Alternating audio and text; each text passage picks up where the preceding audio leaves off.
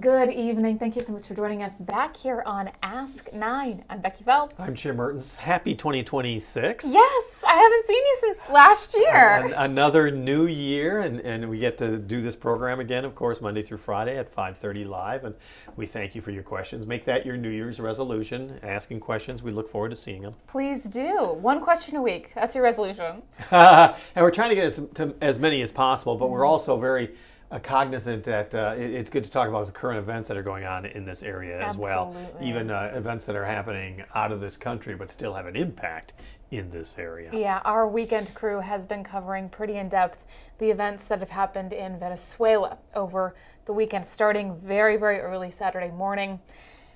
And so we've, in the result of us covering that, seen a lot of questions on social media, a lot of confusion maybe about what exactly happened, how were decisions made, what comes next? Well, and to be honest, today, Monday, there's been such a flurry of activity on Capitol Hill because lawmakers want those same questions answered. And I'll talk a little bit more about that a little bit later. But I mean, everyone is asking questions because there's a lot of unanswered issues going on. And I really do want to start with the basics because I had a family member ask me, where even is Venezuela? Sure. So we're gonna really start with the basics here.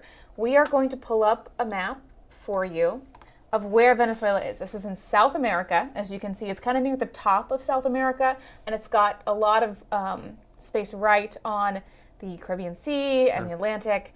So let's zoom in here. Shout out to worldatlas.com. This is a close-up of Venezuela. And as you can see, there's Brazil. And Colombia. Colombia also has drug issues. And then it's not far to Panama, off to the west there. So it's an important country that has been ruled by an outlaw, let's say, for a number of years so far. I'm going to zoom in here. This is a map of the area where the action was this weekend. Caracas being the capital of Venezuela. So this is from the AP. So early Saturday morning, the U.S. went into Venezuela and they captured the president, Nicolas Maduro, and his wife, and then took them completely out of the country, brought them back to the U.S. to face justice, is what President Donald Trump said. I think the next obvious question, justice for what?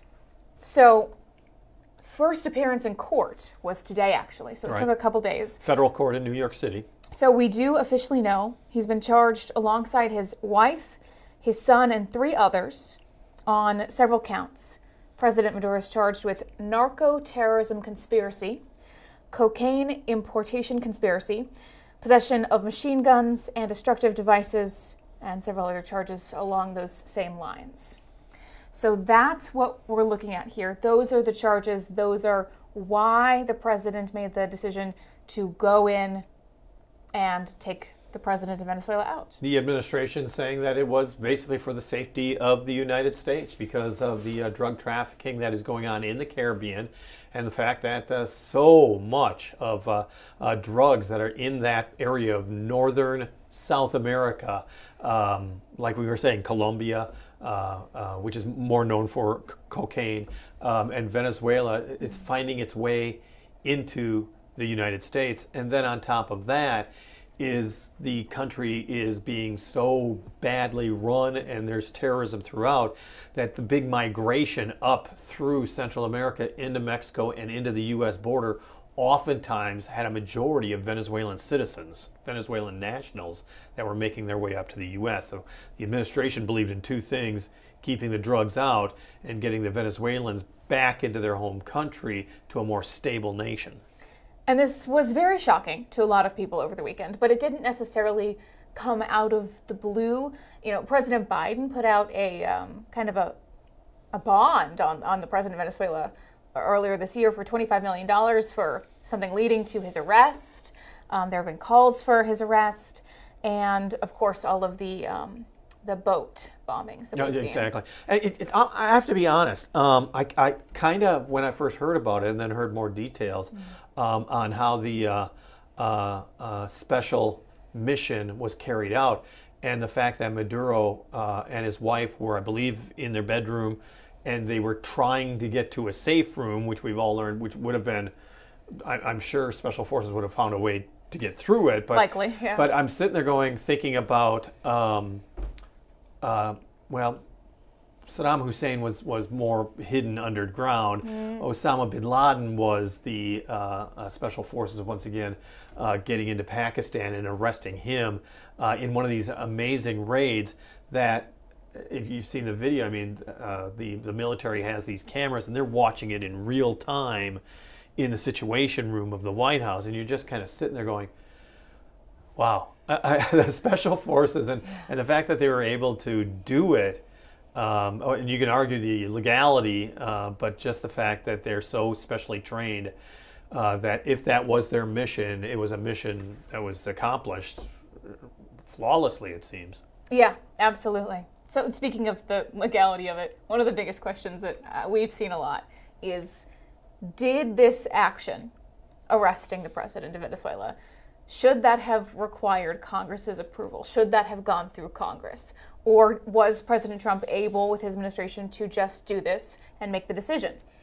And there's a lot of mixed opinions on this, and it's coming from all over the place, both sides of the aisle. A lot of questions. What I thought was very interesting was back in November, the White House Chief of Staff, Susie Wiles, said on the record that land strikes in Venezuela would require the approval of Congress. And so kind of setting that up as like, we're not going to do anything more, we're just doing the boat strikes. You know, if we were going to do anything more, that would require the approval of Congress. But the Trump administration has come out and said, you know, this is a law enforcement function, and it was just a couple hours. It's not an invasion. It's not a military exercise, something like that. So they're saying, you know, because it's a couple of hours, law enforcement, it's just this one operation that doesn't require Congress's approval. That's the Trump administration's defense of the situation. President Trump is also saying the U.S. will be running Venezuela. So no idea really right now what that will look like, or really what the U.S.'s involvement will be in Venezuela in the weeks and months going forward. So let's talk about Congress today, because it's more than just the War Powers Act. It's more than Congress taking a vote. There's a group that's called the Gang of Eight. It's 4 members of the Senate, 4 members of the House, the top leaders of the House and the Senate who can keep a secret. Yes. They are usually notified. In other words, somebody from the administration, and there's would be a secure area in the Capitol, they would be notified that this is occurring. There wouldn't be a debate. They're not asking for input, the administration. I'm not talking about this administration, I'm talking about all administrations. Yes. But there would be a notification. And today, top Republican and Democrats on the Senate Judiciary Committee said there was no legitimate basis for excluding them from classified briefing. This includes U.S. Senator Chuck Grassley, Republican from Iowa, who late this afternoon said, and I quote now, "There is no legitimate basis for excluding the Senate Judiciary Committee from this briefing. The administration's refusal to acknowledge our committee's indisputable jurisdiction in this matter is unacceptable." This is Chuck Grassley, and we are following up to ensure the committee receives warranted information regarding Maduro's arrest. Once again, he said that in a joint statement with a Democrat from Illinois, Senator Dick Durbin. That's a pretty powerful statement. Those are strong words. Coming from 2 of the top leaders in Congress, at least on the Senate side, Chuck Grassley as well as Dick Durbin. So all today, there have been top members of the administration, Attorney General Pam Bondi, Secretary of State Marco Rubio, Defense Secretary Hegseth, also the Chairman of the Joint Chiefs, General Dan Kane, CIA Director John Ratcliffe. They've all arrived today on Capitol Hill to give these closed-door meetings with lawmakers. You get this feeling that it was kind of act now and ask for permission later, or you know, the whole thing that you do something right off the bat, and then just whatever the consequences are, we'll deal with that later. And I think, you know, we're seeing Congress sidelined more and more by this administration, whether you agree with that or not. The real question is when is the tipping point when Congress is going to say, wait, no more? We got to be involved in more of these decisions. And it's interesting to get such a statement like this from Chuck Grassley, who's such a strong institutionalist. He believes in the separation of powers. He's a strong believer and lover of the U.S. Senate. for him to say this may not be all that surprising, but it's a very strong statement from him, as well as we said, Senator Durbin. Absolutely, yeah. We'll be learning so much in the coming days. The hearing that we had just today, where we saw the president of Venezuela's, first appearance, basically just a formality, the judge asking them to confirm their identities. But even in that appearance, the president of Venezuela saying, I was taken illegally, I was taken wrongly, I shouldn't even be here. I am the president. I am the president, trying to get that statement in, even in that very early hearing. So that is what's going on right now. Yes. So we're going to take a look at what's next. The future exactly of the relationship between the US and Venezuela, very confusing. We're going to go to a story today from our Washington correspondent with some things that you might need to know about what's coming next. After ordering, then overseeing the operation that captured Nicolás Maduro, President Trump has insisted the U.S. is currently in charge of Venezuela. Overnight, the president reaffirming the U.S. is now in control of that South American country, though it's still not clear how that plays out or if U.S. troops will be on the ground. Don't ask me who's in charge, because I'll give you an answer and it'll be very controversial. What does that mean? It means we're in charge. While speaking to reporters on Air Force One, he said the U.S. will be working with those in Venezuela who were just sworn in, a reference to Maduro's second-in-command, Delcy Rodriguez, who's now the country's interim leader. Next, we know Congress is stepping in. The Senate expected to vote this week on a bipartisan war powers resolution. That bill would block the president from continuing military action in Venezuela without congressional approval. Finally, Trump signaling this may not be the end of U.S. intervention in other countries. Overnight, the president issued warnings to countries with close ties to Venezuela, like Cuba, and to other nations he accuses of drug trafficking, including Colombia and Mexico. He also repeated his assertion the U.S., quote, needs Greenland for national security, despite it being part of the Kingdom of Denmark. For now, Maduro and his wife remain in U.S. custody as the world watches and waits to see when the U.S. will officially move in to take over the world's largest oil reserves from Venezuela. In Washington, I'm Stephen Goen. So we're looking at not only what's going to happen between the U.S. and Venezuela, but Trump is throwing out the idea of perhaps going into Greenland, Colombia, and Cuba. Well, completely unknown how serious that is, if that's just an idea, a proposition, or if there's any work being done behind the scenes to make that happen. But that's been thrown out there. Well, when the news conference occurred Saturday morning, Secretary of State Marco Rubio made it very clear, particularly Cuba, because so much, as you heard in that report, so much of the Venezuelan oil ended up going to Cuba, which is a lifeline, of course, for them.